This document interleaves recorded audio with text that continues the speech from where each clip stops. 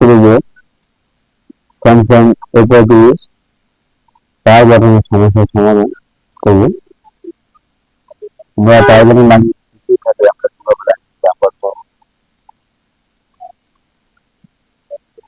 এটা হচ্ছে আমাদের পিসিবি বোর্ড। পিসিবি বোর্ডে আরো এখানে হচ্ছে আমাদের পাওয়ার বাটন বডি প্লাস আমাদের, এটা হচ্ছে পাওয়ার বাটনের পজিটিভ লাইন, এটা ভলিউম ভলিউম আর এই ডাউন বাটন, এটা আপ বাটন।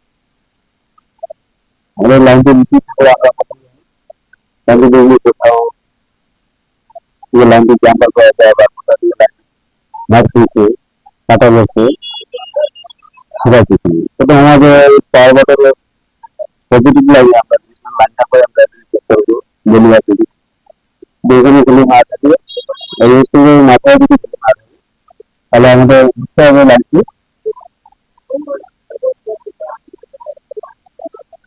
এখানে আছে। যদি আমরা এখানে লাইনটি খুঁজে না পাই তাহলে কিন্তু আমাদের লাইনটি পাওয়ার আসছে বেশি। তারপরে আমাদের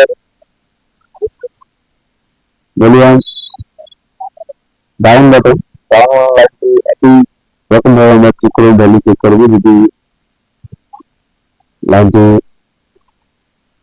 এখানে কিন্তু ভলিউম ডাউন বাটনের লাইনটি কিন্তু পাওয়ার আসছে থেকেও এখানে আসছে, আবার সিপিইউ থেকে আসছে।